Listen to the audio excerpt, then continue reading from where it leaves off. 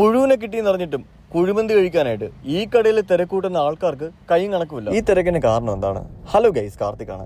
അറബി നാട്ടിൽ നിന്ന് വന്നതാണെങ്കിലും മന്തി മലയാളികളുടേതാണെന്ന് പറയേണ്ടി വരും. കാരണം ഇതില്ലാതെ പറ്റാത്ത ഒരുപാട് സുഹൃത്തുക്കൾ എനിക്കുണ്ട് കേട്ടോ. നിങ്ങൾ ആരും ഇതിനെ അൽഫാം എന്ന് വിളിക്കലും. ഇതിന്റെ പേര് അൽ ഫസ്ലൂഫ് എന്നാണ്. ഇത് എൻ്റെ സുഹൃത്തിൻ്റെ ഫേവറേറ്റ് ഡിഷാണ്. എൻ്റെ ജീവിതത്തിൽ ആദ്യമായിട്ടാണ് ഞാൻ ഇങ്ങനൊരു ഗ്രില്ല് കഴിക്കുന്നത്. അടിപൊളി മസാല കേട്ടോ, ഒരു രക്ഷയില്ല. നല്ല സോഫ്റ്റ് ചിക്കൻ. ഞാൻ ഇവിടുന്ന് ഓർഡർ ചെയ്ത സംഭവം ബീഫ് റിബ് മന്തിയാണ് കേട്ടോ.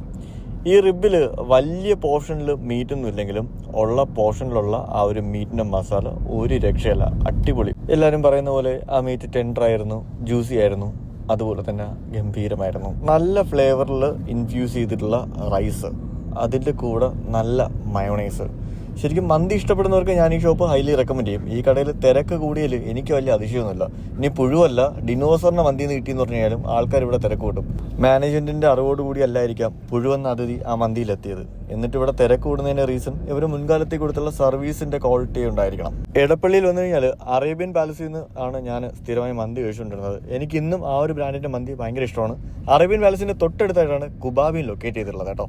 ഇവിടുത്തെ മന്തിയും അടിപൊളി തന്നെയാണ്. നിങ്ങൾ ഉറപ്പായും ട്രൈ ചെയ്ത് നോക്കുക. ആൻഡ് എൻ്റെ ഈ വീഡിയോ ഇഷ്ടപ്പെട്ടാൽ മാത്രം പേജ് മറക്കാതെ ഫോളോ ചെയ്യുക.